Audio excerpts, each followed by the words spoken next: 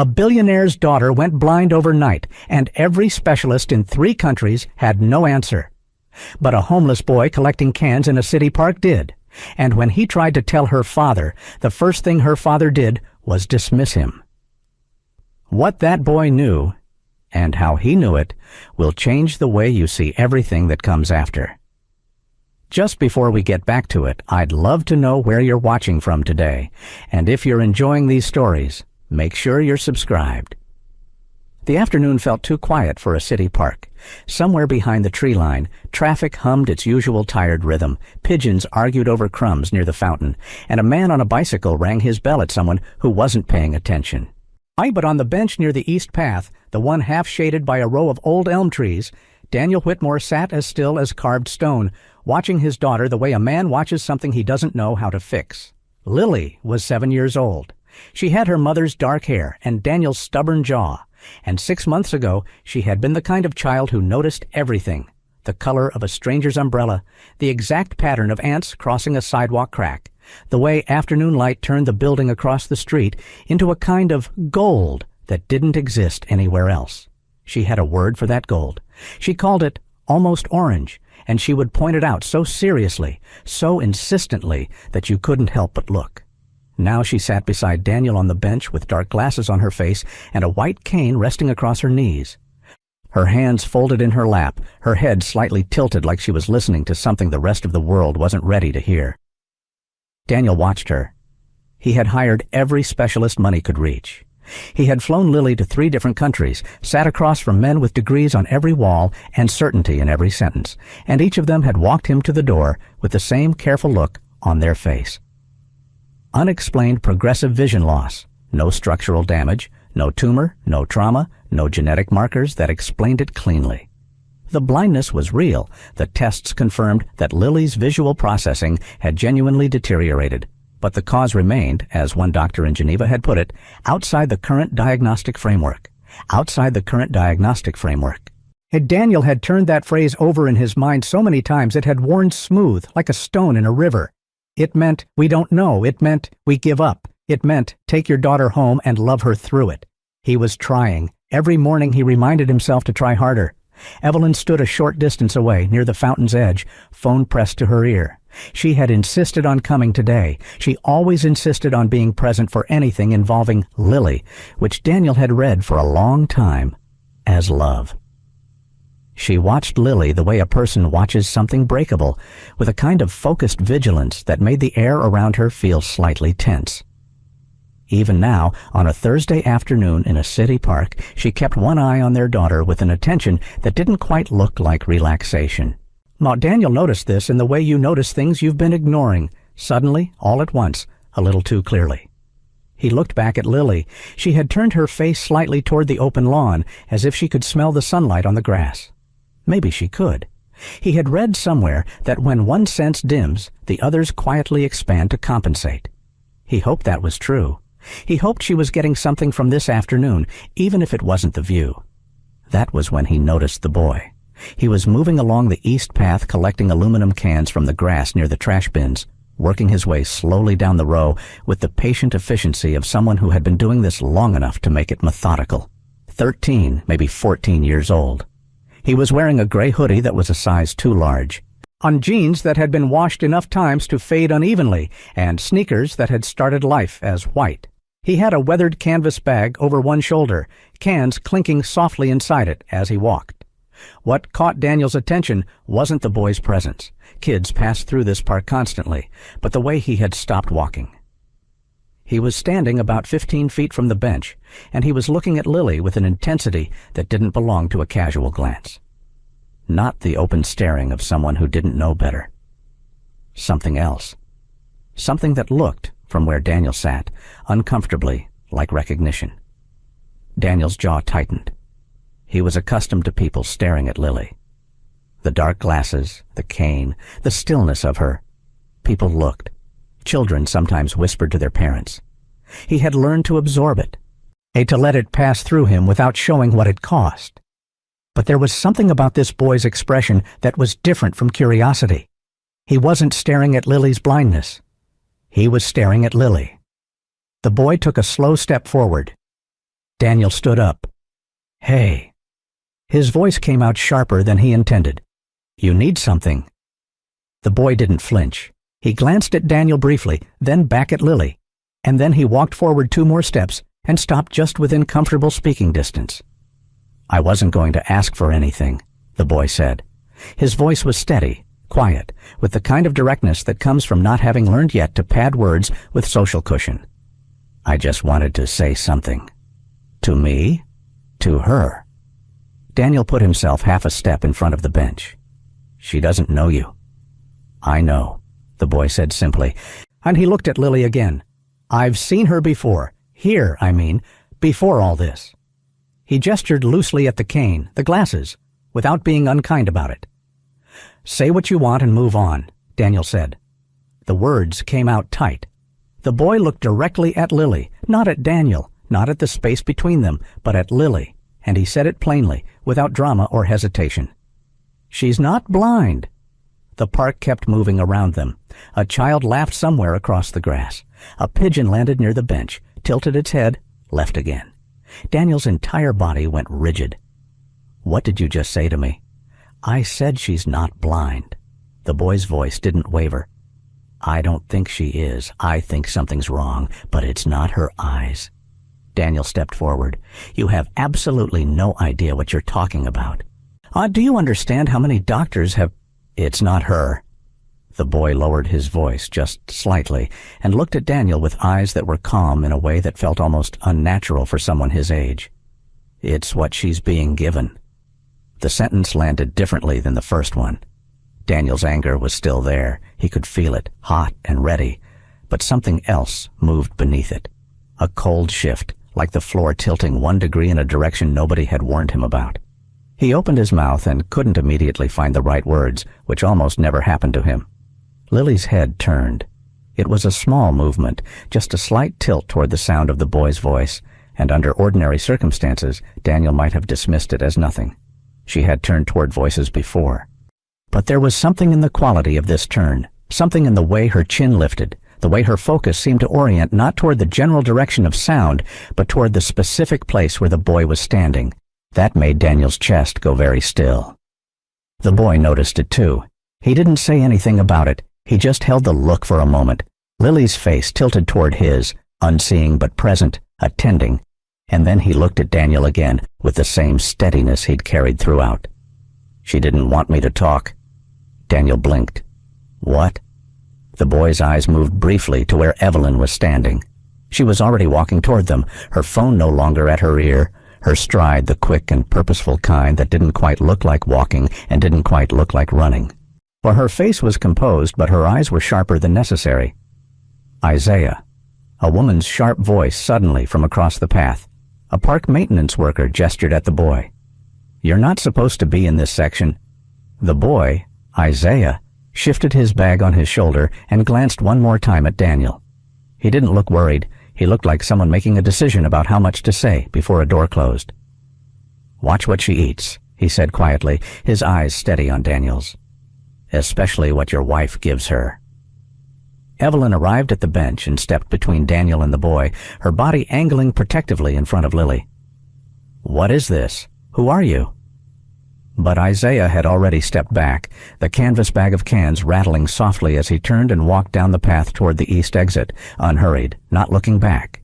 Evelyn turned to Daniel with a tight expression. "What did he want? What did he say to you?" Daniel stood looking at the space where the boy had been. "Nothing," he said. "He was just passing through."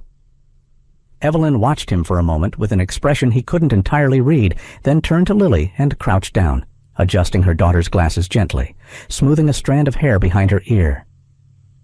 "You okay, baby? We're going to head home soon, all right?" Lily turned her face toward Evelyn's voice and said yes, in a small voice. Daniel kept watching the east exit long after Isaiah was gone. Dinner that night was roasted chicken and rice, which Evelyn prepared herself. This was not unusual. In the weeks since Lily's condition had worsened, Evelyn had taken over the kitchen for anything involving their daughter, sending the household chef away when it came to Lily's meals, arranging food on Lily's plate personally, pouring her juice, mixing the small supplements she gave her each morning and evening. She called it routine. She said that Lily responded better when things were consistent. Daniel had never questioned it. He questioned it now. He sat across from Lily and watched Evelyn set the plate down in front of her, watched her pour the glass of apple juice, with the quiet efficiency of someone who had repeated this exact sequence enough times to stop thinking about it. He watched Evelyn add a small spoonful of pale yellow powder to a cup of warm broth. The evening supplement, she called it, prescribed by their nutritionist to support Lily's neurological health during this period, and stir it in until it dissolved completely. He thought about the boy's voice. Watch what she eats, especially what your wife gives her. He thought about the way Lily's head had tilted, the way her attention had oriented toward Isaiah like something being pulled by a signal she wasn't supposed to have access to. He thought about Evelyn's face when she had crossed the park toward them, the way her expression had moved from composure to something sharper when she saw the boy talking to Daniel, the way she'd inserted herself between them without hesitation, without asking what was happening, as if she already understood that something had been said and needed to be managed. He picked up his fork. No, he watched his daughter eat the food his wife had prepared. And for the first time in weeks, since before the blindness, since before the specialists, since before the park, and the impossible boy, and the sentence that wouldn't stop repeating in his chest, Daniel Whitmore sat at his own dinner table and felt genuinely afraid. The next 3 days, Daniel watched. He didn't say anything. He went to work in the mornings, came home by 6, sat through dinners, helped Lily with her audiobooks before bed, and kissed Evelyn goodnight with the ordinary care of a man who was not quietly reordering everything he thought he knew. He was careful about it. He had spent 20 years in rooms where showing too much too soon could collapse a negotiation before it had started, and he treated the inside of his own house the same way now, strategic, composed, a patient. He watched Evelyn prepare Lily's meals. He had always known she did it herself. He had understood it as devotion, as the way a mother who felt helpless channeled that helplessness into something she could control. But observation changes what you see, and what Daniel saw over those 3 days was not devotion. What he saw was management. Evelyn kept the pantry locked when Lily's food was being prepared. She sent the chef, Marcus, who had been with them 4 years, out of the kitchen on small errands whenever she began. She measured things. Not casually, not roughly, but with the precision of someone following a protocol, dipping a small measuring spoon into containers she kept in the back of the refrigerator on a shelf Daniel had never opened because nothing in their marriage had ever suggested he needed to. She prepared Lily's water separately, using a specific filter pitcher she had purchased 8 months ago, and refilled herself. On the 3rd evening, Daniel had a memory. He was watching Evelyn stir the evening broth, the pale yellow powder dissolving into nothing the way it always did, and he remembered a conversation from 10 months ago, a dinner party, a glass of Burgundy, Evelyn talking to one of her friends about a documentary she'd watched about neurological plasticity. She had been animated about it in a way he hadn't seen in a while. She'd said something about the brain's capacity for rewiring under certain conditions, and her friend had said that sounded terrifying, and Evelyn had laughed and said only if you thought the original wiring was perfect. He hadn't thought about that conversation since the night it happened, but he thought about it now. He also thought about the months before Lily's blindness began, a period he had spent largely distracted by a company acquisition that had consumed him through the fall. He had been traveling, working late, present in the house, without being present in his own home. Evelyn had been handling everything involving Lily during those months. School pickups, medical checkups, the Tuesday afternoon swim class Lily had loved, the vitamins and supplements she'd started Lily on after consulting the nutritionist, the dietary changes she'd made to Lily's meals. She'd said Lily was showing some early signs of fatigue and nutritional deficiency. She'd said the supplements would help. Daniel had nodded and signed the credit card statement and kept working. He thought about all of that now with the slow, nauseating clarity of a man being shown something he should have noticed much earlier.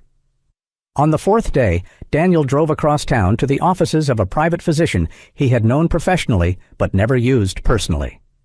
Dr. Adele Ferguson had a quiet practice in a building with a secure entrance and no signage visible from the street.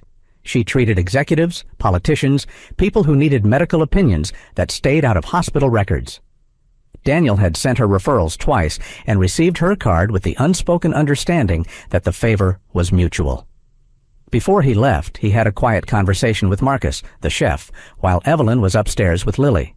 He had framed it casually, a question about the kitchen, about supply ordering, about whether there was anything Marcus needed.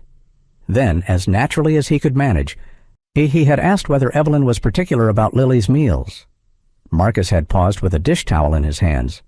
Very particular, he said, choosing the words carefully, the way an employee chooses words when they're not sure how honest they're supposed to be. She prefers to handle Miss Lily's food herself, even when I offer. Does she ever use ingredients from her own supply? Things you haven't ordered? Marcus had looked at a point somewhere above Daniel's left shoulder. There are a few containers in the back of the refrigerator that she keeps for Lily. I don't touch those. Has she ever asked you to add anything to Lily's food when you were cooking? No, sir. She does all of that herself. Daniel had thanked him and let the conversation move to something else. And Marcus had returned to his work with the expression of a man who was grateful not to be asked anything further. He told her what he knew, not all of it, not the boy, not the park, but the facts of Lily's condition, the tests, the diagnoses. Then he told her he wanted a second opinion conducted quietly, without informing his wife. Dr. Ferguson listened without interrupting. Then she said she could arrange it, but that she'd need access to Lily. Direct access. And that if what he was describing was what he seemed to be suggesting, they should talk about what kind of testing he actually wanted done. Blood work, Daniel said. Comprehensive, and specifically any compounds that aren't naturally occurring. Dr. Ferguson looked at him for a moment. You understand what you're asking me to screen for? I understand completely. She nodded once. I'll need 2 weeks to arrange it without raising questions. He told her he'd be in touch. He was halfway back to the parking garage when his phone rang. It was Evelyn. She said one of Lily's specialist's offices had called about rescheduling and asked if Daniel had recently requested any additional testing. She kept her voice level, curious without being accusatory, but the question arrived 3 hours after Daniel's meeting with Dr. Ferguson, and Daniel's brain, which was already performing its own kind of audit, registered the timing without deciding what to do with it yet. He told her no. Nothing had been scheduled. Okay, Evelyn said. I just want to make sure we're not overloading her. Too many tests can create anxiety, especially in kids her age. Of course, Daniel said. I agree with you completely. He ended the call and sat in his car in the parking garage for 4 minutes. He went back to the park. He went 3 separate times over the following week, always in the afternoon, always to the east path near the elm trees. Isaiah wasn't there. He wasn't anywhere in the immediate area, not at the fountain, not near the trash bins, not on the open lawn where the can collectors sometimes moved in slow patterns. Daniel asked the maintenance worker who had called the boy's name at the park that day. She said she didn't know him personally, that she'd just seen him around before, and knew he wasn't supposed to be in the east section because there were posted rules about commercial collection in that area. He's not from around here, I don't think, she said. Yeah, comes and goes. I've seen him maybe a handful of times. Daniel described him.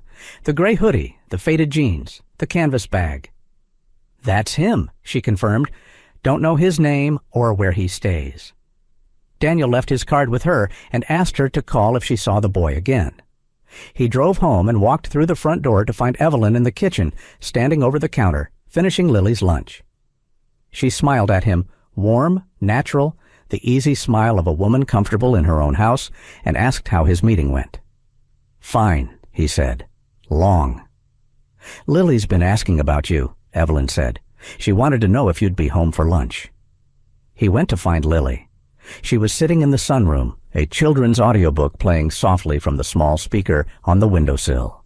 He sat down beside her and she turned her face toward him and said, Daddy, with the particular certainty that children have about voices they've known their whole lives. He put his arm around her and she leaned in, small and warm, and they sat together while the audiobook narrator described a girl sailing across an impossible sea. He held his daughter and tried to remember when he had last felt certain about anything. The idea came to him on a Thursday evening. Evelyn had prepared Lily's dinner as usual, a bowl of chicken soup with small pasta shapes, the kind Lily had always liked, and had stepped away to take a phone call in the study. The soup was on the counter waiting to cool. Lily was in her room. The chef, Marcus, had left for the day. Daniel stood in the kitchen for 20 seconds. Then he picked up Lily's bowl, carried it carefully to the pantry, and covered it with a dish towel on the back shelf.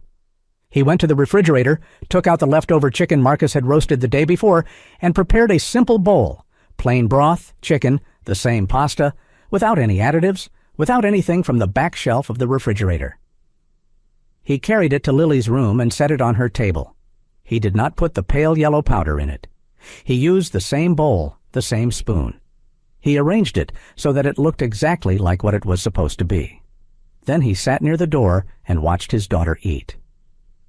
Lily had been eating for about 8 minutes when it happened. She stopped with her spoon halfway to her mouth, her face tilted upward slightly, her expression shifting into something uncertain and alert. She turned her head toward the window. But the blinds were half open, the early evening sun cutting thin gold lines across the floor, and Lily was looking, or rather, her eyes were moving, toward the light in a way they hadn't moved in weeks. She blinked 3 times, slow and deliberate, and each time the muscles around her eyes tightened slightly, like a camera trying to adjust to something it wasn't sure was really there. "Daddy," she said quietly, "is the light on in here?" Daniel's heart did something that wasn't quite fear and wasn't quite hope. It was the space between those two things, wide and cold and very still. "The blinds are open, baby," he said carefully. "The sun's coming in." Lily turned her face toward his voice. Then she turned it back toward the window. She blinked again. "It looks different," she said, "like something's there. Like shapes." Evelyn appeared in the doorway. Daniel didn't look at her right away. He kept his eyes on Lily. "She's just tired," Evelyn said. She crossed the room quickly and touched Lily's shoulder, steering her attention away from the window with the fluid, practiced ease of someone accustomed to redirecting their child. "Sometimes the brain plays tricks when you're tired. That's normal, sweetheart." "But I thought I saw—" I know. Evelyn smoothed Lily's hair. "It's just your imagination. Eat your soup before it gets cold." Daniel looked at Evelyn. She was smiling. The smile was the right kind. Gentle, reassuring, loving. But her eyes, when they met Daniel's briefly across the table, had a flatness in them that the smile didn't quite reach. And she looked at the bowl of soup for just a half-second too long before she looked away. "Are you eating with us tonight?" she asked Daniel, her voice easy and warm. "In a minute," he said. 2 days later, when Lily was at an afternoon session with her occupational therapist, and Evelyn had gone to meet a friend in the city, Daniel went into the kitchen, opened the back shelf of the refrigerator, and took out a small container of the pale yellow powder Evelyn used in Lily's broth. He photographed the container front and back. Then he spooned a small amount into a clean sample vial he had purchased from a medical supply company online, sealed it, and placed it in an interior pocket of his coat. That evening, he couriered it to Dr. Ferguson with a note that contained 3 words. "Tell me everything." He made himself dinner. He watched television without seeing any of it. He heard Evelyn come home at 9, heard her check on Lily, heard the small sounds of his wife moving through their house with the comfortable ease of someone who owned every inch of it. He thought about a 13-year-old boy with a canvas bag full of cans who had stood in a city park and said something impossible with the steady confidence of someone who had no reason to lie. He thought about Lily's face turned toward the window light. He thought about the shape of a marriage and how long you could live inside a thing without understanding what it was made of. He thought about the fact that he had never once, in 3 countries and dozens of medical offices, asked a single doctor whether Lily's condition could have been introduced rather than developed. He had read every report. He had consulted every chart. He had sat in every room where a specialist explained what was wrong in careful, compassionate, ultimately useless language. Not one of them had asked, could someone be doing this deliberately? He had been too deep inside his own grief to imagine that someone else might have created it. And somewhere across the city, in a rough stretch of blocks Daniel had never had reason to visit, a boy named Isaiah sat near a chain-link fence in the last of the day's light and watched a car he had seen before, a black SUV with tinted windows, idling at the far end of the Whitmore block. He watched it for a long time. Long enough to notice it didn't belong here, not in this neighborhood, not on this block, where the only vehicles that parked without purpose were either broken down or waiting for someone. This one was waiting. Or he had seen it twice before. Once near the park, the day he'd talked to the man on the bench. Once outside the shelter on Glenmore Avenue where he'd been sleeping the past 2 weeks. He hadn't been sure the second time. He was sure now. Somebody knew he'd talked to the girl's father, and powerful people didn't send black SUVs to sit outside a homeless kid's block unless that kid knew something they needed to contain, which meant he had been right about everything. He pulled the folded napkin from his pocket, the one with the name and number written in pencil, passed to him through the park maintenance worker 2 days ago, and looked at it in the fading light. He thought about what his mother had told him in the last weeks before the clinic failed her. She had said that keeping quiet when you knew something true was just a slower way of telling a lie. He put the napkin back. Not yet, he thought. But soon. Because that little girl had turned her face toward him in the park like she could feel something real nearby after a long time of feeling nothing. Isaiah had seen enough of the world to know exactly what that looked like, and he wasn't going to walk away from it. The call came on a Tuesday morning. Daniel was sitting at his office desk pretending to read a contract when his cell phone buzzed, an unknown number, local area code. He let it ring twice before answering, because that was the kind of man he had trained himself to be. Men who answered on the first ring gave too much away. "You're looking for me," the voice said. Daniel set down his pen. "Isaiah." A pause. Then, "The woman at the park gave you my number?" "She gave it to someone who gave it to me." "Can we meet?" Another pause, longer this time. Daniel could hear wind on the line, traffic somewhere behind it, the unmistakable sound of someone standing outside in the city rather than in a building. "There's a diner on Kessler," Isaiah said. "The one with the green sign. Noon. Come alone and don't bring a driver." The line went dead. Daniel arrived 11 minutes early and sat facing the door. Isaiah arrived 4 minutes late, which was either caution or habit. He slid into the booth without ceremony, his gray hoodie replaced today by a dark blue one, the same canvas bag hanging off one shoulder. He ordered nothing when the waitress came by, then changed his mind and asked for water and a side of toast, which Daniel understood was hunger managed with dignity. He looked at Daniel with the same unsettling steadiness he'd shown in the park. No nerves, no performance, just a quiet assessment of the person across from him. "You went back to the park," Isaiah said. It wasn't a question. "3 times. "I know. I saw you twice." He wrapped both hands around the glass of water a waitress had placed in front of him. "Why should I talk to you? Last time you told me to move on." Daniel held the boy's gaze. "Because I swapped my daughter's food 3 days ago. Gave her a clean meal without any of the supplements my wife adds. And for the first time in months, Lily said she could see shapes in the light." Something moved behind Isaiah's eyes. Not surprise, exactly. More like the careful satisfaction of a person whose private accounting has just been confirmed by external evidence. "She's not fully blind," Isaiah said quietly. "I knew it when I saw her. I've seen what real blindness looks like. My mother worked in a free clinic off Darnell Street for 4 years before it shut down. I used to go with her after school, help her with intake forms, hand out supplies. I saw dozens of patients, all kinds of conditions." He paused. "Lily moves wrong for a blind child. She tracks sounds too precisely. She adjusts to light changes when she thinks nobody's watching." Daniel leaned forward slightly.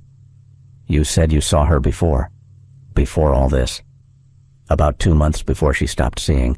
She was in that park with a nanny, not your wife, running around the fountain, completely normal. I was working the east path." He glanced at the table. "I noticed her because she noticed me. Most kids that age, in that part of the park, they've been taught to look through people like me." Lily waved. Daniel was quiet for a moment. "A few weeks later," Isaiah continued, "I saw her again. Same park, same nanny, but this time she was walking slower, rubbing her eyes a lot. The third time, she had the glasses, and your wife was there instead of the nanny, giving her something to eat from a small container she'd brought from home, right there on the bench." He paused. "Lily got dizzy about 15 minutes after eating. She put her head in her hands. Your wife sent the nanny to get water and stayed with Lily alone." The diner hummed around them. Silverware clinked somewhere across the room. "You were watching all of this," Daniel said slowly. "I watch a lot of things. It's what you do when you don't have anywhere to be." There was no self-pity in his voice, just fact. I didn't understand what I was seeing at the time. I thought maybe Lily was just sick. But after you came to the park that day and your wife rushed over the second I started talking, he shook his head. I've seen people get nervous when other people talk. Your wife wasn't nervous. She was shutting something down. Daniel thought about Evelyn stepping between them with that fluid, practiced ease, the smile that didn't quite reach her eyes. "You mentioned a lab," Daniel said. "You told me in the park that you'd followed her." Isaiah's expression shifted slightly. Not reluctance, more like someone deciding how much of a private thing to share. "About 3 weeks after I saw Lily get dizzy, I saw your wife on Mercer Avenue. I recognized her. I don't know exactly why I followed her. Something just felt wrong, and I've learned to trust that." He took a slow sip of water. "She went into a building 8 blocks east of Mercer. No sign on the outside. Keypad entry. Camera above the door. Not an office building. Not a clinic. Something in between. She was carrying a bag. She was inside about 45 minutes. When she came out, the bag was lighter." Daniel sat back in the booth. Everything inside him that had been operating on suspicion was now operating on something closer to certainty, and certainty was both better and significantly worse. Suspicion allowed for the possibility of being wrong. Certainty did not. "Why didn't you go to the police?" Daniel asked. Isaiah looked at him the way a person looks at someone who has just revealed the distance between their worlds. "Because I'm a 13-year-old homeless kid who followed a rich woman down the street and watched her enter a building," he said evenly.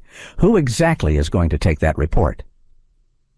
Daniel held his gaze and didn't say what both of them already knew, which was that Isaiah was completely right. "I'm listening," Daniel said instead. Isaiah looked at him for another moment, something in his expression measuring the weight of those 2 words, deciding whether they were the kind a person meant or the kind a person says because they don't have a better option. Whatever he found seemed to satisfy him. Isaiah nodded once, like that settled something between them. See, he spent the next 20 minutes telling Daniel everything he had seen and remembered, and Daniel listened the way he listened in the most important meetings of his professional life, completely, without interrupting, turning everything over in his mind and setting it down in order. Isaiah described the park visits with a precision that reminded Daniel of a crime report. Dates, approximate times, what was worn, what was said, which direction people moved. He recalled Lily's face before the blindness with a kind of specificity that was almost painful. The way she ran, the way she laughed at something the nanny said, the particular openness of a child who had not yet learned to guard herself. "She reminded me of my sister," Isaiah said, and then stopped and didn't say anything further about that. Daniel didn't ask. When Isaiah finished, Daniel ordered them both coffee and let the silence run for a moment. "You could have walked away from all of this," Daniel said finally. "You didn't know us. You didn't owe us anything." Isaiah wrapped his hands around the coffee mug and looked at the table. "My mother died because a clinic ran out of funding and nobody fought for it. There were people who knew that clinic was going under and they could have made noise. They didn't." He looked up. "I decided a long time ago I wasn't going to be someone who knew something was wrong and kept walking." Daniel drove home with his hand steady on the wheel and his mind running calculations. Evelyn had started the supplements 8 months ago. Lily's vision had begun failing 6 months ago. That was not coincidence. It was a sequence. But with a beginning and a middle and an end, Daniel couldn't yet see. He called Dr. Ferguson from the car. She answered on the second ring. "I was going to call you today," she said, and something in her tone told him the lab results had come in. "Tell me," he said. A brief pause. "The compound in your sample isn't commercially available. It's consistent with a class of experimental neurological agents studied in controlled research settings for their effect on visual cortex signaling. In plain language, it doesn't destroy vision. It disrupts the brain's ability to process visual input correctly, temporarily, in small doses." She stopped. "In escalating doses, Daniel, the disruption becomes more sustained. The research on reversibility at higher concentrations is inconclusive. There have been no approved human trials of this compound." The road ahead of him was empty, and Daniel drove it as carefully as he had driven anything in his life. "Is it reversible if the doses stop?" he asked. "Possibly. Likely, if caught early enough." A pause. The key is stopping the exposure completely." He thanked her and ended the call. No approved human trials, but someone was running one anyway, inside his own home, on his 7-year-old daughter. He pulled into a parking garage 2 blocks from his office and sat in the dark for 11 minutes. He thought about Lily's face. He thought about the clinic and the shapes she had reached for through the blurry returning light. He thought about the fact that she had been living in that induced dark for months while he traveled and negotiated and worked and trusted. "I completely and catastrophically the wrong person." Then he made 3 phone calls and began building the next phase of this entirely alone. The day after the call with Dr. Ferguson, Daniel went back to being a husband. He was attentive at dinner. He asked Evelyn about her afternoon. He laughed at a story she told about the neighbor's renovation that had been dragging on for 3 months. He helped Lily with her audiobook and sat beside her until she fell asleep against his shoulder, and he stayed there in the dim room, holding perfectly still, feeling the weight of her trust like something fragile he had nearly let slip from his hands without understanding he was holding it. When Evelyn appeared in the doorway to check on them, he smiled across the room at her. She smiled back. Warm, easy. The smile of a woman who believed her husband was still the man he had been 2 weeks ago. Good, Daniel thought. Let her believe that.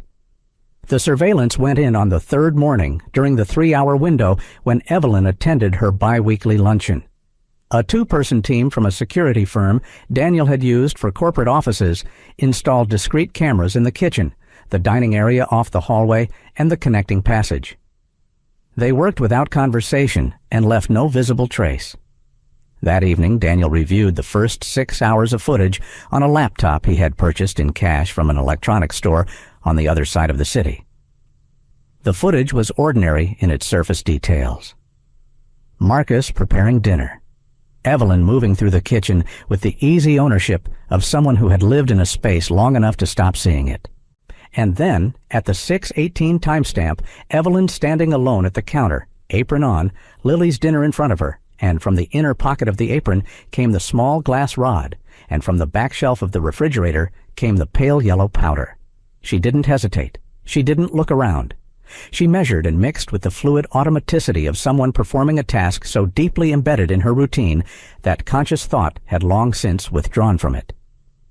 She transferred Lily's bowl to the table and called out that dinner was ready in the warm, ordinary voice of a woman who had called her daughter to dinner 1,000 times before. Daniel watched the clip 4 times.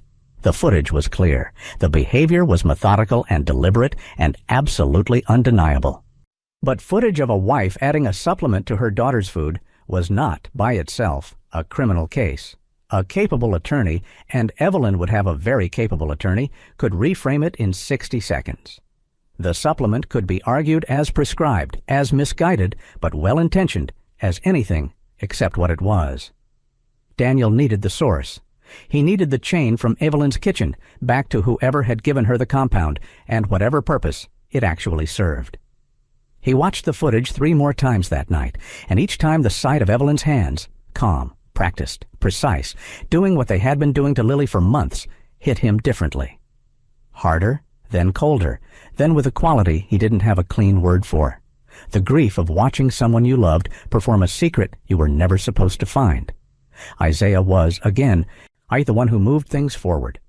He called on the 5th morning from somewhere near the east side of the property. "She got a delivery," he said without greeting. Side door, a man in a gray jacket, medium height, delivered a sealed bag. She had the door open before he even knocked. She was watching for him. Daniel was between meetings on the 15th floor of his own building. He stepped out into the stairwell and closed the door. "Plate number?" he asked. Isaiah read off a partial. It matched, through a contact at a security firm, to a vehicle registered to a private consulting company in a commercial district across the city. The company name pulled up no public record of significance. But when Daniel ran it through his own business network, a favor from a former colleague who specialized in corporate intelligence, one connection surfaced, a biotech firm called Viridian Solutions, which had approached Daniel's investment office 18 months ago seeking backing for experimental neurological enhancement research. He had declined the meeting himself. The pitch had been interesting in the way that ethically unsettled ideas are always somewhat interesting, and he had passed on it within a week. He remembered the name of the scientist who had presented. He had thought at the time that the man was either brilliant or dangerous, and that those two qualities were not as mutually exclusive as comfortable people assumed. He pulled the original pitch document from his archived files that evening, reading it properly for the first time since the meeting 18 months ago. The research outline described a process of controlled sensory disruption followed by neurological recalibration, suppressing one processing pathway in order to force the brain to develop compensatory mechanisms, with the theoretical outcome being enhanced multisensory capacity. The document was dense with research jargon, but the core claim was stark. You could temporarily impair a child's vision and, through that process, train the brain to process sensory data with a precision beyond normal human capacity. It had struck Daniel at the time as something between ambitious and reckless. He had passed on the investment without losing sleep over it. Now he understood that someone else had agreed to fund it, and whoever that someone was, they had needed a subject. And Evelyn, for reasons Daniel had not yet fully mapped, had provided one. He looked at the name he had written, Dr. Halverson. He wrote it again beneath the name of the company, and beneath that he wrote Evelyn's name, and he looked at the triangle on the page and understood for the first time that he was not dealing with a wife who had made a terrible, isolated decision. He was dealing with a coordinated operation that had used his home as a laboratory and his daughter as a subject. The controlled test was Isaiah's idea, delivered the way all of his ideas arrived, without preamble, as if the answer had simply been sitting there waiting for someone practical enough to say it. "Take Lily somewhere for a couple days," he said during their evening call. "Somewhere your wife can't reach the food. Have your doctor run it as a checkup. You'll know within 48 hours. Daniel arranged it with Dr. Ferguson. They framed it to Evelyn as an extended specialist consultation, an overnight residential evaluation at a small private clinic with monitoring equipment that couldn't be replicated in a standard office visit. Evelyn resisted immediately, and her resistance was thorough. She cited Lily's routine, the importance of sameness for children managing sensory loss. She cited the anxiety that unfamiliar environments caused. She said that more testing was exactly what the previous specialists had warned against, that Lily needed stability, not interventions, and that Daniel was reacting to his own helplessness rather than to Lily's actual needs. It was a precise, well-constructed argument, and it landed in the places it was designed to land. Daniel felt the old pull of it, the part of him that had deferred to Evelyn's judgment on Lily's care for months because she always seemed more certain, more informed, more present than he was. The part of him that had signed the credit card statements and kept working. He looked at his wife's face and thought about pale yellow powder dissolving in warm broth. "I've made the appointment," he said. "We leave Thursday morning. I need you to trust me on this one." Evelyn went quiet in the precise way she went quiet when she had decided to accept something temporarily. Her expression didn't harden, it simply settled. And that settlement, that particular stillness, was something Daniel now recognized for what it was, not agreement, but calculation. "Okay," she said, "whatever you think is best." The 48 hours changed everything Daniel needed confirmed. By the end of the first afternoon, Lily was responding to light with purpose rather than reflex. By the second morning, she was identifying large shapes at close range, the outline of a chair, a window frame, the shape of Daniel's hand held a foot from her face. She cried when it happened, not because her vision was restored, it wasn't. It was blurry and fragmentary, but because something was present that had not been present in months. A signal coming through the interference. She reached out and touched Daniel's hand, feeling the shape of his fingers, and then she looked in the direction of that hand and said, very quietly, "I can almost see you." He had to leave the room for 2 minutes after she said that. "Doctor." Ferguson gave him the time without comment. When he came back, he sat beside Lily and held her hand and told her she was the bravest person he had ever known, which was completely true and also completely inadequate, the way that true things often are when what they need to carry is larger than language can hold. Dr. Ferguson documented every observation carefully. She told Daniel that evening, in the clinical quiet of the waiting room, that the rate of Lily's recovery was consistent with the gradual clearing of an inhibiting compound from her neurological system. Daniel drove home from the clinic that night along roads he had driven 1,000 times before, and nothing along the route looked the way it usually looked.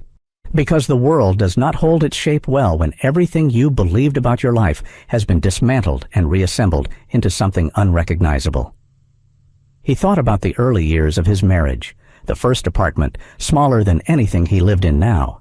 Evelyn's laugh across a kitchen table at midnight, the way she had held Lily the first time in the hospital and looked at Daniel with something so vast and certain in her face that he had believed, without question, that this was the most solid thing he had ever been part of. He thought about how love is not just a feeling, but a structure, the architecture of a shared life, and how quietly and completely it could be hollowed out while the facade held its shape. He thought about the fact that somewhere between the woman he had married and the woman who measured pale yellow powder into a glass rod in the kitchen at 6:18 in the evening, something had broken or been replaced, or perhaps had never been exactly what he'd believed it was. He did not have the language yet for how that felt. He filed it away for a time when he could afford to sit with it. Tonight, there was still work to do. 3 days before Daniel planned to make his move, Isaiah called from a rooftop somewhere near the delivery route he had been tracking. "There's someone else involved," he said. Daniel waited. "The man who makes the deliveries has been to 3 other locations in the past 2 weeks. I followed him twice. One stop was a medical office building on the north side, 7th floor. A firm called Halverson Biomedical Research. The other stop was a law firm, top floor downtown. He carried the same kind of sealed bag into both." A pause. "Whatever your wife is doing, she's not doing it alone. And whoever is running it has lawyers already on standby." Daniel looked at the page in front of him. The names, the triangle, the edges of something he had not yet fully mapped. He needed 2 more days to set the remaining pieces in position. He told himself this clearly, because clarity was the only thing he had left that felt reliable. He went to bed that night with the disciplined calm of a man accustomed to doing difficult things on a timeline he had set for himself. What he had not planned for was Evelyn moving first. He found out the next morning, when he came downstairs at 7 o'clock and the house was quiet in a way that houses are not quiet when people are still asleep. There was no sound of Lily's morning audiobook through the ceiling, no smell of coffee from the kitchen, which Evelyn made every morning without exception. The kitchen light was off. The table was clear. Marcus hadn't arrived yet, but that wasn't unusual at this hour. Daniel walked through the ground floor with the particular slowness of a man who already knows something and is taking the last few seconds before he confirms it. He checked the sunroom, the sitting room, the small study where Lily sometimes sat at the window in the mornings, pretending she could see the garden, empty, all of it. He took the stairs 2 at a time, Lily's room, bed made, speaker silent, cane gone from the hook behind the door. On master bedroom. Evelyn's side of the closet had been opened in a hurry, 2 hangers on the floor. The small locked case that lived on the high shelf behind Evelyn's coats, the one Daniel had noticed her checking 3 times in the past week, the one she had never once explained, was gone. He stood in the doorway of Lily's room for a long moment, looking at the neat empty bed, and felt the floor shift in a direction he had not accounted for in any of his planning. He had been careful. He had been patient. He had moved with deliberate precision toward a confrontation he controlled, on a timeline he had chosen. Evelyn had sensed it coming anyway, and she had taken Lily before he was ready. He reached for his phone. He called Isaiah first. Isaiah answered on the second ring, which meant he had already been awake. Which meant, Daniel understood this about the boy by now, that Isaiah had already seen something outside and had been sitting quietly with it, waiting for the call that confirmed what he suspected. Isaiah had been awake since 4:30.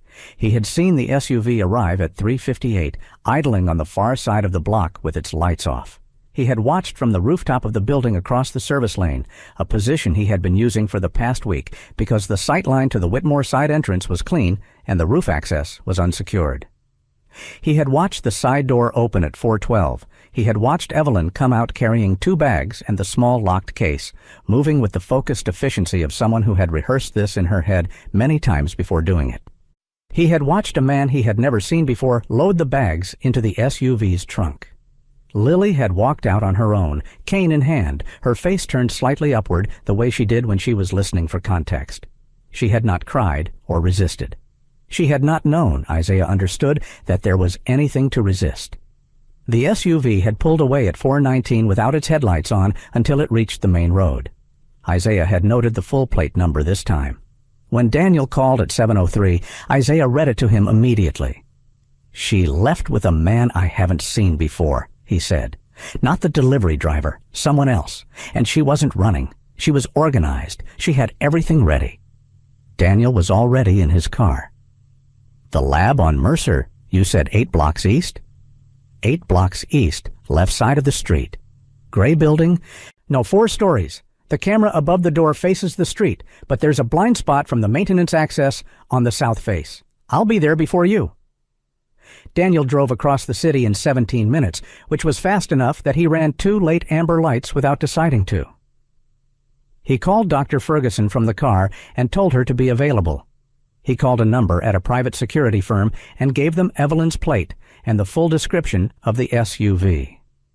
He did not call the police yet because what he had was still a father tracking a vehicle driven by his wife, and he needed more than that before he handed anything to anyone with the authority to slow him down with procedure. The GPS tracker he had placed on Evelyn's personal car 3 days ago was showing a different location entirely, a coffee shop on the west side, be stationary since before midnight, which meant Evelyn had known about the tracker or had suspected it and had left her car behind deliberately. She had arranged separate transportation days in advance.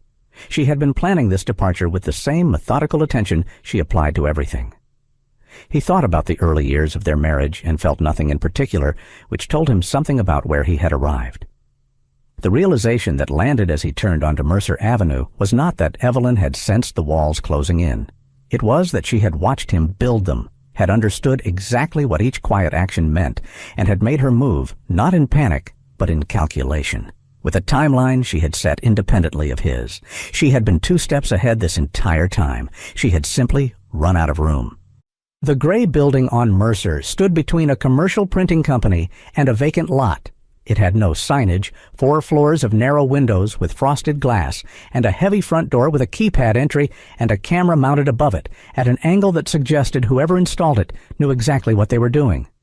A black SUV, not the same one Isaiah had described, but the same model, the same tint, was parked in the side alley. Daniel approached the front entrance and pressed the intercom. A male voice responded after a short pause, asking for identification. Daniel gave his name. There was a longer pause. Then the voice said that this was a private research facility and that access required prior authorization.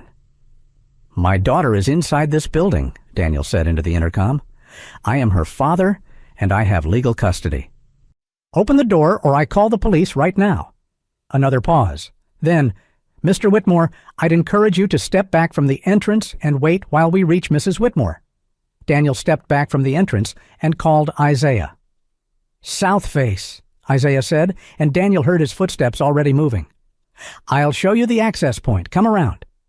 Isaiah was waiting at the corner of the south face with his canvas bag on his shoulder and his expression set into the particular kind of calm that Daniel had come to recognize as the boy's version of full focus.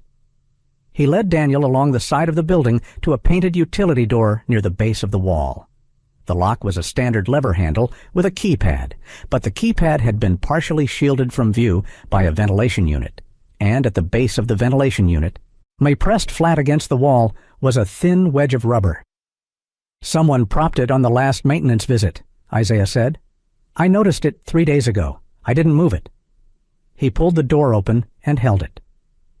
Daniel looked at this 13-year-old boy holding a maintenance door open in the pre-dawn gray of an industrial side street and felt the full weight of how completely the morning had rearranged everything he had believed about where competence and capability lived. "Thank you," Daniel said. "Go," Isaiah said quietly. "I'll stay out here. I have my phone." Daniel went inside. The interior of the building was cleaner than its exterior suggested. Fluorescent lighting, sealed floors. The particular smell of filtered air and chemical neutrality that Daniel associated with laboratories and the kind of hospitals where very serious things happen quietly. A corridor ran straight ahead from the utility entrance, branching left at the far end. He moved quickly and quietly, keeping close to the wall, listening for voices over the low ambient hum of ventilation equipment. The left branch, muffled voices. One of them, Evelyn's, low, tense, with the clipped efficiency of someone mid-discussion rather than mid-crisis. He followed the corridor to a set of double doors with reinforced glass panels. Through the glass he could see the wider hallway beyond, and at its far end a half-open door with light spilling from it. The voice he could hear clearly now was not Evelyn's. It was male, unhurried, but the voice of someone accustomed to determining the pace of every conversation he entered. Daniel stopped outside the door and listened. "The timing is not ideal," the man's voice said, "but the Phase 3 protocol can be administered here just as effectively. The environment is controlled. The compound is prepared. There's no meaningful difference." Evelyn's voice quieter. "He's going to find us here. Then we move efficiently. 40 minutes, Evelyn. That's all this requires." A pause. "She's frightened," Evelyn said. "She knows something is wrong." "She'll be fine. Children recover from fear much faster than adults assume." Daniel pushed the door open. The room was large and deliberately bare. White walls, overhead lighting, a single padded examination table at the center, 2 metal rolling carts stacked with equipment. Evelyn stood near the far wall with her arms crossed, still dressed in the clothes she had left the house in before dawn.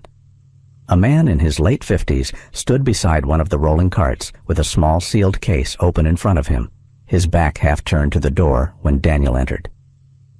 Lily was sitting on the examination table. She was holding her white cane with both hands across her knees, her dark glasses on, her face tilted toward the sound of the door opening. She looked small and very still, the way she went still when she was frightened, but had decided not to show it. "Daddy," she said. "I'm here," Daniel said. His voice came out steady. He was surprised by that. "I'm right here, Lily." Evelyn's expression shifted through several things in rapid succession: relief, fear, calculation, and landed on something that wasn't quite any of them. The man turned around fully. He was silver-haired, with the composed and slightly remote expression of someone who had spent decades being the most credentialed person in every room he entered. He looked at Daniel with the measured appraisal of a man deciding which approach to take. "Mr. Whitmore," he said, "I'm Dr. Reginald Halverson. I've been hoping we could speak under better circumstances." "Step away from my daughter," Daniel said. Halverson did not move. "I understand why you're distressed. What I'd ask you to consider before anything else is said or done is that what's happening here is not what it appears to be." "I have lab results that say exactly what it is," Daniel said. He crossed the room toward Lily, keeping his eyes on Halverson and his body between them as he reached the examination table and put his hand on Lily's shoulder. She leaned into it immediately. "It's an unapproved neurological compound administered to a 7-year-old child without informed consent. I have footage, I have documentation, I have enough." Halverson looked at him with the careful patience of a man who has already called a lawyer. "What you have," he said evenly, "is a partial picture of a research protocol that was conducted with the full awareness and consent of one of Lily's legal guardians." "One," Daniel said. "Her mother, not her father. That's not consent. That's a crime." Evelyn made a sound that wasn't quite a word. Daniel did not look at her. "We can discuss the legal framework at another time," Halverson said.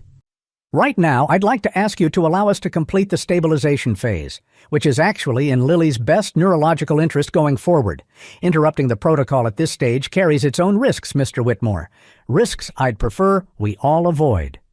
"There's no protocol happening in this room today," Daniel said. He took Lily's hand and helped her down from the table. "We're leaving." Halverson's composure didn't crack, but his eyes moved to the door behind Daniel, and something in that movement, the brief, involuntary calculation of it, told Daniel that he was being assessed as a problem to be managed rather than a father to be reasoned with. "I'd advise against leaving before we've had a full conversation," Halverson said, and his tone had shifted in a way that was subtle enough to be deniable and clear enough to be a threat. The door behind Daniel opened. 2 men in dark clothing stepped into the room. Not police. Private security, the kind that well-funded private operations kept on standby for exactly this kind of situation. Daniel positioned himself in front of Lily. Then his phone buzzed. A text from Isaiah. "Done. Sent to 4 places. Can't stop it now." For a moment the room held itself in suspension. Daniel in front of Lily, the 2 security men near the door, Halverson beside his equipment cart, Evelyn against the far wall with her arms still crossed and her face doing something complicated that she hadn't yet resolved into an expression. Then Halverson's phone rang. He looked at the screen, and the composure he had been maintaining with such practiced ease did something Daniel had not seen it do before. It stuttered. A slight contraction around the eyes, a brief stillness that looked nothing like the careful stillness he usually wore. He declined the call. It rang again immediately. "Dr. Halverson," one of the security men said from near the door, and his voice had a new quality to it, not the quiet authority of a man managing a situation, but the uncertain edge of a man realizing the situation had changed in a way nobody had briefed him for. Halverson answered the second call. He listened for approximately 8 seconds. Then he lowered the phone and looked at Daniel with an expression that had, for the first time, lost its management overlay entirely.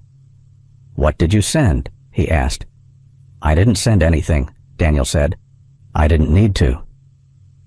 Outside in the corridor, somewhere further back in the building, when a door opened and voices rose with the particular urgency of people discovering that something they believed was contained had in fact already left the building. Isaiah had transmitted the audio recording, 43 minutes of it, captured on his phone through the open frequency relay he had set up at the maintenance entrance, to 4 separate destinations simultaneously. A journalist at a national paper whose contact information Isaiah had found in an article about pharmaceutical accountability 3 weeks earlier, the city's district attorney's tip line, a non-profit watchdog organization that tracked illegal clinical trials and had a publicized submission portal, and Dr. Ferguson's secure email with a note attached that said simply, "For the record." He had done all of this from the alley outside the south face of the building. Sitting cross-legged against the ventilation unit with his canvas bag across his knees and his phone balanced on top of it, uploading each file with the patience of someone who had learned to work with spotty data connections and never assumed the first attempt would be the one that succeeded. He had compressed the files carefully.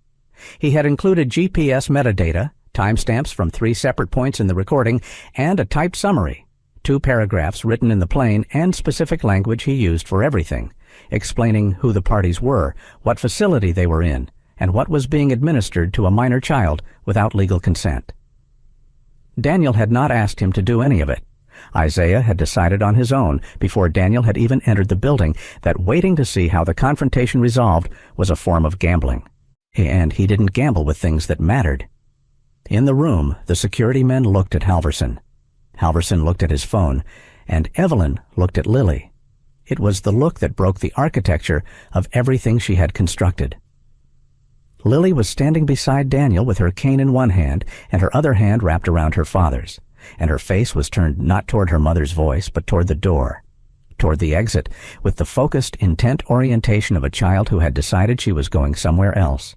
It was a small thing, a subtle thing. But Evelyn had spent 7 months studying every shift of Lily's face, every tilt of her head, every adjustment of her attention, and she knew exactly what she was seeing. Lily was not looking to her mother for safety. "Lily," Evelyn said. Her voice came out different from how she usually sounded, thinner, less certain of its own authority. "Sweetheart, look at me." Lily's face turned toward her mother's voice. Her expression was not angry. It was something harder to manage than anger. It was the face of a child who is frightened and confused and is searching the person she most needs to trust for something reassuring and not finding it. "I want to go home," Lily said quietly. "We're going," Daniel said immediately, "right now." "I need you to understand," Evelyn said, and she was looking at Daniel now, but the words seemed addressed to the room in general, to the air, to something she had been holding back for a long time. This wasn't cruelty. You have to know that. None of this was ever cruelty. Daniel looked at his wife. She had uncrossed her arms.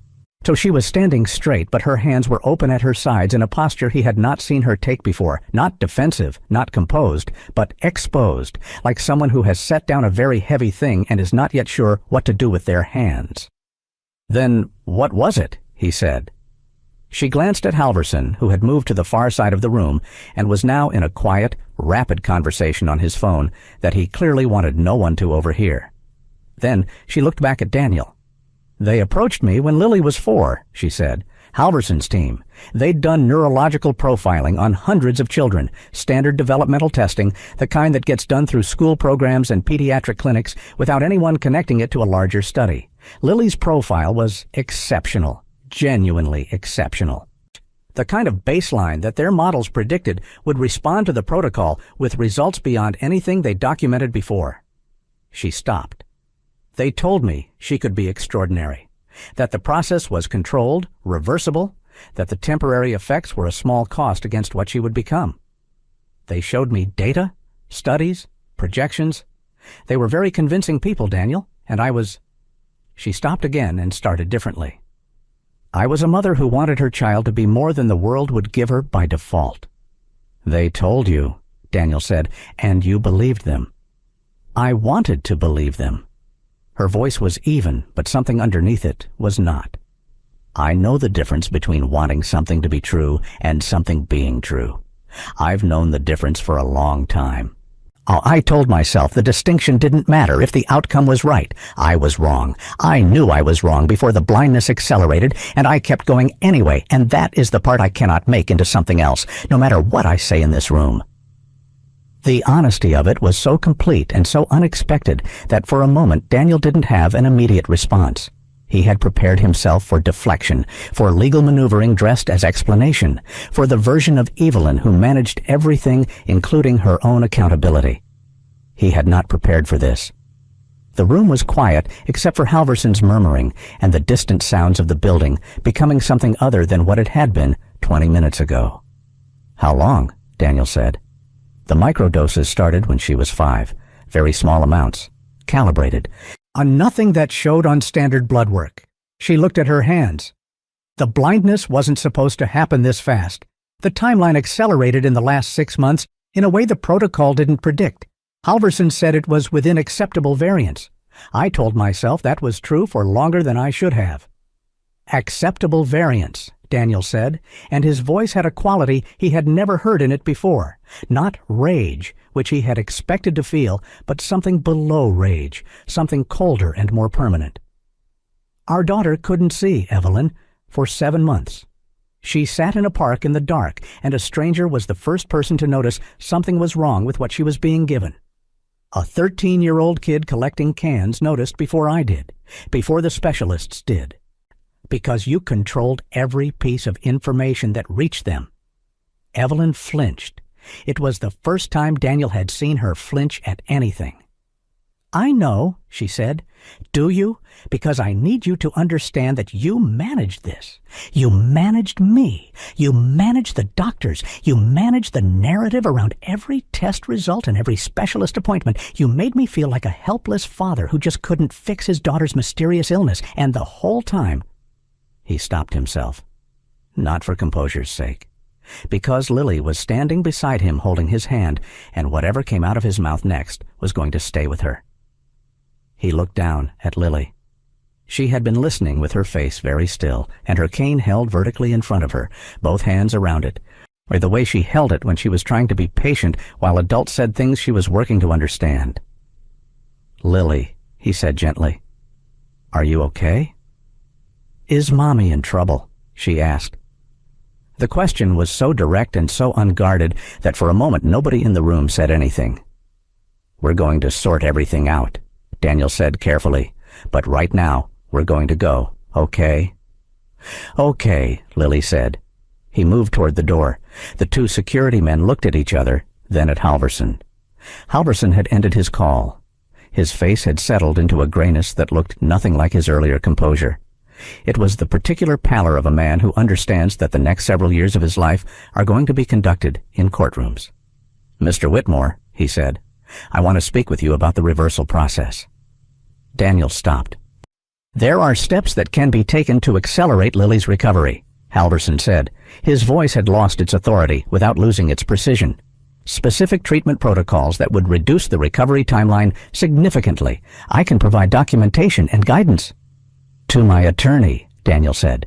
Starting tomorrow morning, every piece of documentation you have, every record, every protocol version, every iteration of the compound, every subject file from every stage of this study. He held Halverson's gaze. "And I want every other child who is part of this research identified, every name, every dosage record, every contact, because I don't believe for 1 second that Lily was the only subject. And if there are other parents somewhere in this city who have been watching their children go dark without understanding why, they deserve what Lily just got, someone coming through the door for them." Halverson said nothing. He looked at Daniel for a long moment with the expression of a man who has practiced controlling rooms for so long that the loss of control has left him with no default setting to fall back on. His mouth opened slightly and closed again. His silence was the fullest confirmation Daniel could have received. He walked out with Lily's hand in his. In the corridor, moving back toward the south entrance, Daniel heard Evelyn's footsteps behind them. He did not stop.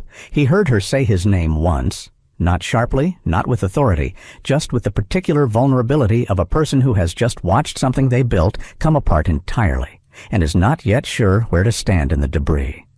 He opened the south door. Isaiah was leaning against the wall outside with his canvas bag on his shoulder and his phone in his hand. And when Daniel came through the door with Lily, something shifted in the boy's face. A brief, carefully contained exhale of relief that he probably didn't intend to show and didn't try to cover once it had. "Done?" he said. "Not entirely," Daniel said, "but the part that matters most." Isaiah looked at Lily. She had heard the door open and had turned her face toward the new air, the outside air, cool and moving, carrying the smell of the city in the early morning, exhaust and bakery warmth and damp pavement, and something in her expression eased the way it eased whenever she moved from an enclosed space to an open one, like a small loosening, like a door opening inside her as well as outside. "Hi," Isaiah said. Lily's head turned toward his voice. She was quiet for a moment. "You sound like someone I heard before," she said. "In the park." "Yeah," Isaiah said. "That was me." "You said I wasn't blind." "I did." Lily considered this. "Were you right?" Isaiah glanced at Daniel. Then he looked back at Lily with the steady directness that was simply how he moved through the world. "Getting there," he said. Behind them, through the walls of the building, the machinery of exposure was already in motion. Halverson's team was making containment calls that were arriving too late to contain anything. The journalist had a recording, a named facility, and a named researcher. The DA's tip line had logged the submission at 7:41 in the morning and flagged it for the Financial Crimes and Public Health divisions simultaneously. Isaiah's transmission had been sent in compressed files with GPS metadata, timestamps, and the full audio, clean, unedited, exactly as captured. By 8:15, the first external calls began reaching the building's front desk. By 8:30, a vehicle from the district attorney's office had arrived on Mercer Avenue, and a journalist stood on the pavement with her phone to her ear, looking at the building's unmarked facade with the focused attention of someone who has just confirmed that a story she wasn't sure was real is very real. The building that had operated for 3 years behind a keypad and frosted glass was about to become, very publicly, a crime scene. Evelyn came through the south door and stopped when she saw Isaiah.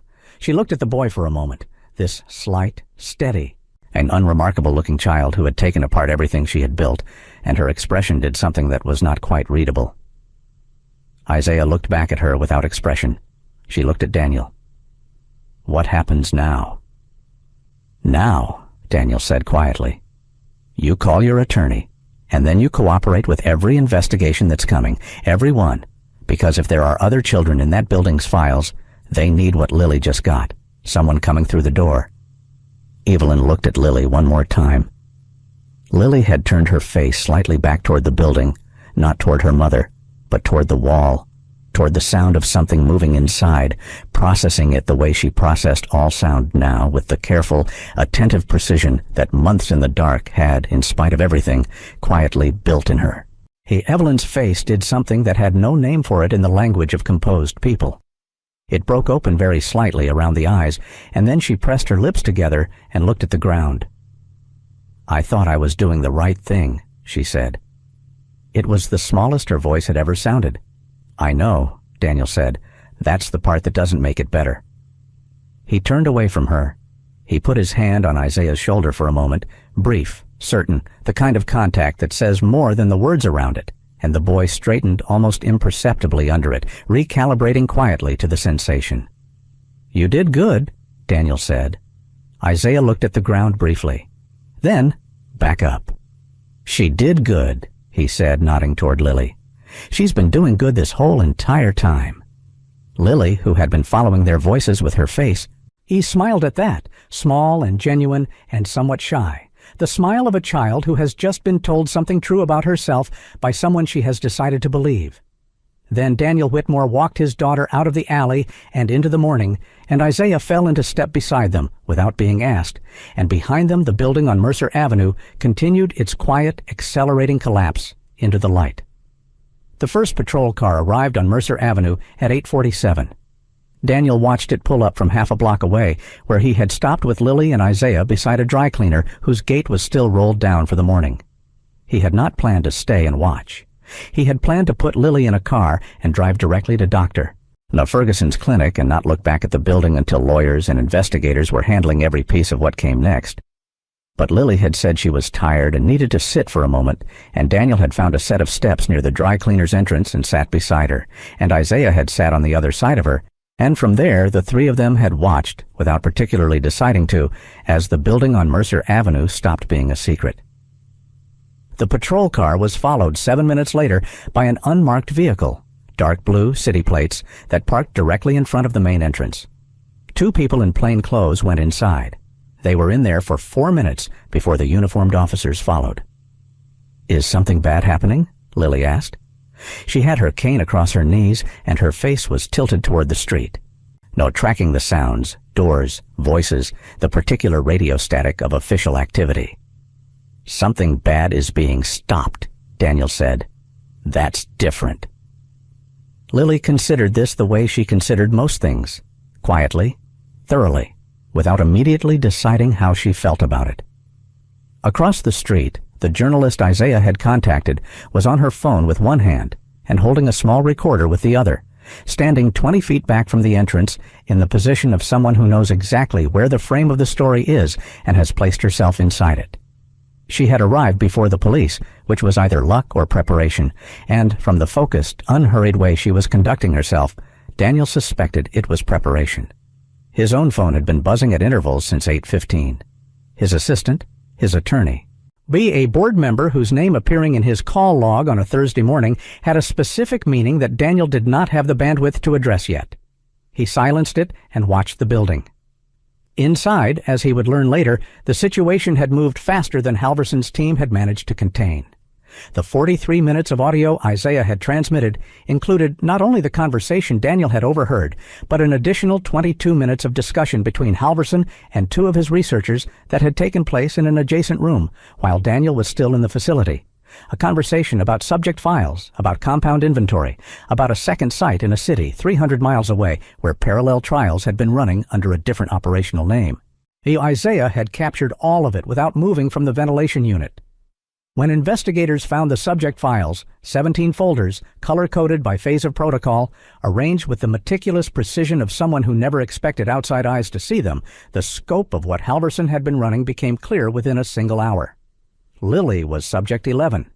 There were 16 others, ranging in age from 5 to 9 years old, distributed across 3 cities, all of them children whose neurological profiles had been flagged through pediatric screening programs that their parents had believed were routine developmental evaluations. The kind of appointment you schedule without a second thought because you are a careful parent doing the right thing for your child's future. None of them had been told there was a trial to consent to. None of them had known that the standardized testing their children completed in brightly lit clinic rooms had been designed to identify candidates for an experiment. Daniel did not know any of this yet, sitting on the steps outside the dry cleaner with his daughter's hand in his. He found out that afternoon from his attorney, who called with the kind of quietly urgent professionalism that attorneys deploy when the news is very large but manageable. 17 children, his attorney said. Federal involvement now, not just city. This is going to be significant, Daniel. Are all 17 being located? That's in motion, his attorney said. He ended the call and looked at the street for a long time. Halverson was intercepted at 9:22, Eo attempting to leave the building through a loading exit at the rear that the initial responders had not yet covered. A building security guard, not one of Halverson's private staff, but a city fire safety inspector who had arrived as part of the standard response to an emergency flag, recognized him from the description that had already circulated and held him at the exit until investigators arrived. He did not resist. He stood with his hands in his coat pockets and looked at the wall opposite with the expression of a man replaying the sequence of decisions that had brought him to a loading dock on a Thursday morning and identifying too late the specific point at which the entire structure had become irreversible. 3 of his research staff were detained inside the building. 2 others had already left the facility before the authorities arrived. They were located by early afternoon. Evelyn was placed under arrest at 10:05 in the alley behind the south entrance, where she had been sitting on a concrete step for nearly an hour after Daniel and Lily had left. She had not run. She had not made any further phone calls. She had sat with her hands in her lap and waited, which was either resignation or the last form of dignity available to her, and the 2 officers who approached her treated it as the latter. She looked at neither of them when they read her rights. She looked at the place on the alley pavement where Lily had been standing 40 minutes before, the small marks her cane tips had left in a thin film of morning dust. And her face held an expression that the officers who were there that morning would later describe independently of each other using the same word, hollow. Daniel brought Lily to Dr. Ferguson's clinic that afternoon. Isaiah came with them. He sat in the waiting room with his canvas bag and a paper cup of water while Lily was examined, and when Daniel came out to sit with him between the evaluation and the results, they were quiet together for a while, in the way that people are quiet when they have been through something large and are still deciding what shape it was. "You could have left," Daniel said eventually, "any time in the last 2 weeks. This was never your problem." Isaiah looked at the paper cup in his hands. "Lily waved at me in the park," he said, "before all of it. Before any of this, she just waved. It's like I was a regular person." He paused. "You don't walk away from that." Daniel looked at the wall across from them. Then he looked at the boy. "I want to talk to you about what comes next," he said. "For you specifically, where you're staying, what you need, what I can do that isn't." He stopped because the word he was reaching for was charity, and everything he knew about Isaiah told him that the word needed to be something else. "What I can do that's actually useful to you." Isaiah was quiet for a moment. "I want to finish school," he said. It was plainly stated, without apology or performance, just a fact he had been carrying around that he was now setting down in front of someone who had the capacity to help with it. "I was good at it before. I want to go back." "Then that's what happens," Daniel said. "Everything else we figure out from there." Isaiah nodded. He drank from his paper cup. He looked at the waiting room's scuffed linoleum and the outdated magazines on the low table and the afternoon light coming through the frosted window, and something in his posture shifted slightly. Not dramatically, not in any way a stranger would have clocked, but Daniel saw it because he had been watching this boy carefully for 2 weeks and had learned the language of his small adjustments. What shifted was the particular tension that lives in a person who has been holding everything themselves for a very long time. It eased slightly.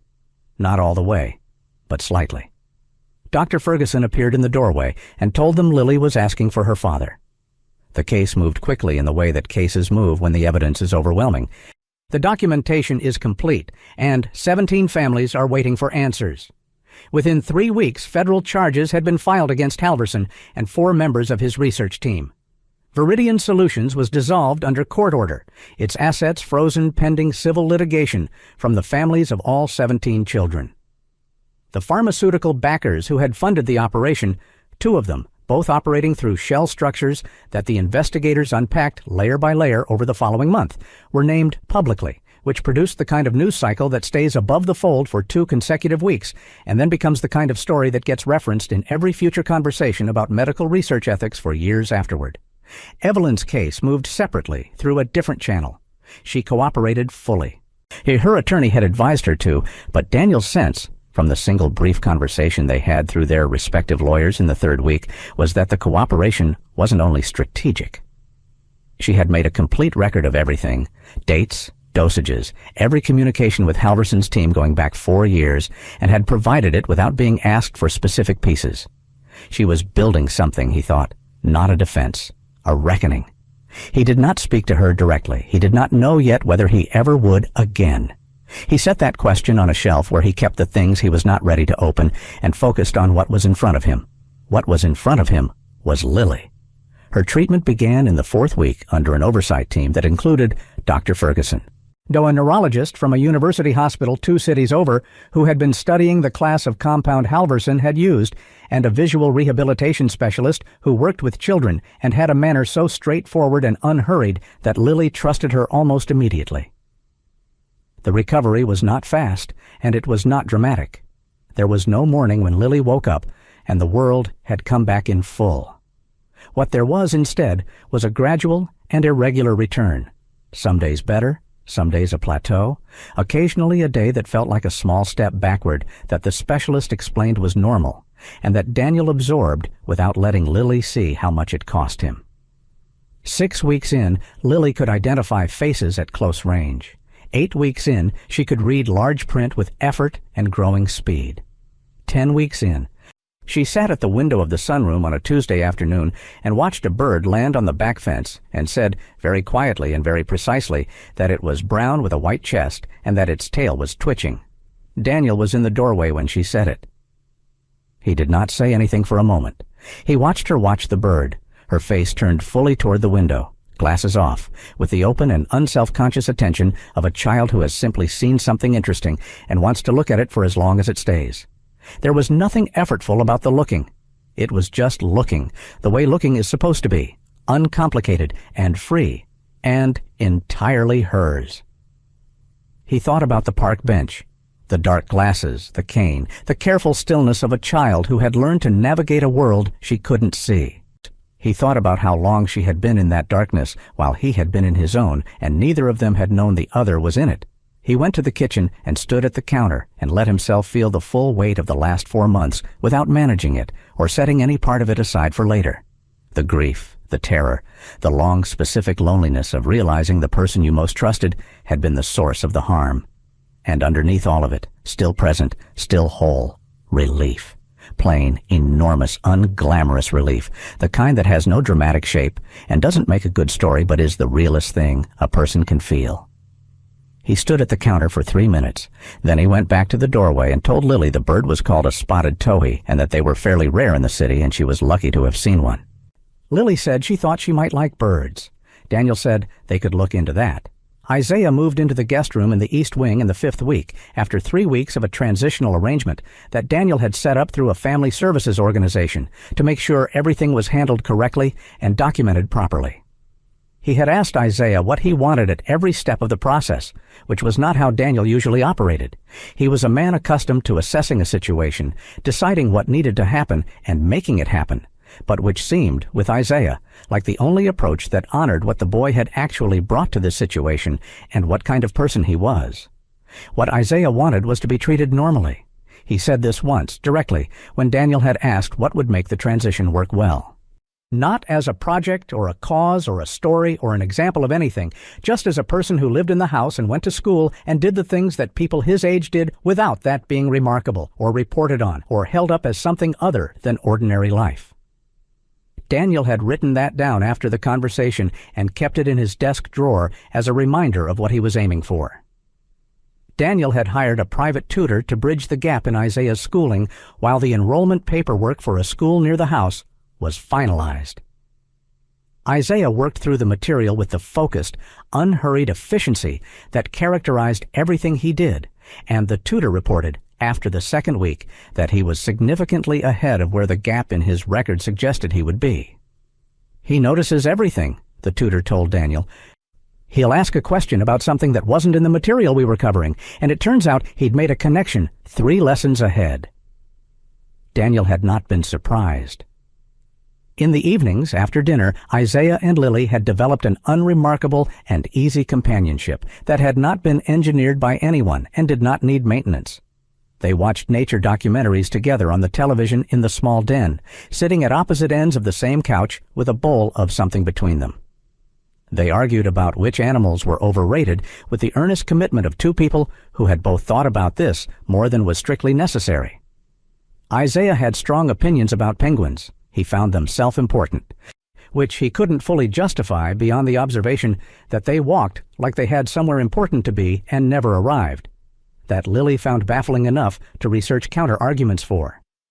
She had notes. They were, Daniel observed from a careful distance, becoming the kind of friends that form between people who have been through something real together and have decided, without any announcement, that the other person is simply worth keeping around. The media coverage was extensive and sustained. Daniel gave one interview, 3 months after the morning on Mercer Avenue, to the journalist who had been standing on the pavement with her recorder. He chose her deliberately and specifically. She had broken the story correctly, had named Isaiah in her original piece without being asked to, and had declined. When a larger outlet offered to syndicate her work with Isaiah's name removed to protect a minor's privacy, to authorize the removal. She had said that removing his name would misrepresent what had actually happened, and that accurately representing what had happened was the job. Daniel respected that. He sat across from her for 2 hours in a quiet room and was careful and specific about everything. He described the sequence of events. He credited Dr. Ferguson. He credited the investigators and the DA's office. He credited Isaiah by full name at considerable length and with the deliberate weight of a man who has thought carefully about what gets quietly erased from stories when no one fights to keep it in, how the homeless kid becomes a footnote, how the scrappy observer becomes a detail in somebody else's narrative, how the people who see things clearly and act on them first are frequently the last ones anyone remembers. The journalist asked him what it had felt like that first day in the park when a homeless teenager had told him his daughter wasn't blind. Daniel was quiet for a moment. "I was angry," he said. "I dismissed him. I was exactly the kind of person who looks at someone in his situation and decides, before they've finished speaking, that what they're saying can't matter." He paused. Isaiah was right, and I was completely wrong, and the distance between those two things is something I think about most days. The interview ran the following Sunday. Isaiah read it on his phone at the breakfast table and said nothing about it directly, which was how he registered things that had actually landed. He became slightly still. Then he got up and poured himself more orange juice and asked Lily if she wanted some, and Lily said yes, and the morning continued in the unspectacular and genuinely good way that mornings had been continuing lately. The trial began 11 months after the arrests. Evelyn sat at the defendant's table in a courtroom Daniel attended for the first 2 days, and then did not return to, because Lily did not need to grow up with the image of her father staring across a room at her mother, and because what needed to be said was already in the record, being said by people whose job it was to say it clearly, and on the record. The public debated Evelyn's intentions with the energy that the public brings to cases where a person's actions are clearly wrong, and their motives are genuinely complicated. Name editorial writers argued about culpability and exploitation. Podcasts ran multi-part series on the ethics of parental consent in experimental medicine. Several prominent voices argued that Evelyn had been manipulated by Halverson, that she was as much a victim as the children, only with more agency and therefore more responsibility. Others argued that the line between being deceived and choosing to be deceived was not as clean as people preferred to believe. Daniel read some of it and stopped reading most of it. The truth about Evelyn was something he had arrived at in the building on Mercer Avenue, in the moment she had said, "I know the difference," and kept going anyway. He did not need a podcast to clarify it for him. Lily refused to see her mother. She said this 6 weeks after the arrests, quietly and without drama. When Daniel had asked, carefully, without pressure, in the way he had learned to ask Lily things, whether she wanted to. Lily had said no, and she had not elaborated, and Daniel had not pushed, because it was her decision to make, and she had made it with a clarity that deserved to be respected, exactly as it was. He hoped, in some distant future he could not yet see the shape of, that Lily would find her own way to whatever she needed in relation to her mother. He did not tell her this. He simply held the space open and trusted her to move through it in her own time. On a Saturday in early spring, 13 months after the morning in the park where it had all begun, Daniel drove Lily and Isaiah back to the east path near the fountain. He did not make a ceremony of it. He just said he felt like going to the park. And both of them had said fine with the easy readiness of people who had nothing against parks on a Saturday morning. The park was unhurried at that hour. dog walkers, a man doing slow stretches near the tree line, two kids racing each other to a lamppost with the complete and joyful seriousness of a competition whose rules only they knew. The elm trees had come back into full leaf. The fountain was running, catching the early light in the particular way that moving water catches light in the spring, briefly golden, constantly shifting, impossible to hold on to. They sat on the bench, the three of them, with the easy and unremarkable comfort of people who have shared enough mornings to have stopped performing comfort for each other. Lily had her glasses off. She had not needed them regularly for the past 2 months, though the specialist said there would still be days, bright days, tired days, when they would help. She was looking at the fountain, at the light on the water, at the birds moving through the middle distance, at the small busy world of the park arranging and rearranging itself in the morning air. She was just looking, the way looking is supposed to be when nothing is working against it. Isaiah had his long arms resting on his knees, watching a pigeon negotiate a piece of dropped pretzel with a focus and patience that suggested he found the outcome genuinely uncertain. Lily turned and looked at Isaiah directly. He looked back at her. "You were right," she said. "You saw me when nobody else did." Isaiah was quiet for a moment in the way he was quiet when something had arrived that he needed to hold before responding. "You made it easy," he said. "You waved." Lily smiled. It was wide and unguarded and slightly sideways, the kind of smile she made when something struck her as both funny and true at the same time. Daniel had not seen it in almost a year. He had been afraid in the darker months of everything that the particular quality of it might be gone, that you could lose that kind of smile the same way you could lose other things, through time and damage and the gradual erosion of circumstances. But it was here. It had come back with the light. He looked at his daughter and at Isaiah, at his son, the word he had been using privately for weeks now, the word that had simply arrived one morning and stayed without requiring justification, and the park moved gently around them. The fountain ran, the morning held, above the bench where, 13 months ago, a boy with a canvas bag had said something impossible to a man who hadn't wanted to hear it, and a little girl had turned her face toward a voice that was telling her the truth. The elm trees did their quiet work in the spring light. Nothing about the three of them would have looked remarkable to anyone passing by. They were just a family, resting in the ordinary good light of a day that had not yet decided what it was going to be. That was exactly what they were. If the one person telling the truth was the one person nobody wanted to listen to, what does that say about the rest of us? Hit like and subscribe for more stories that make you think long after they're over.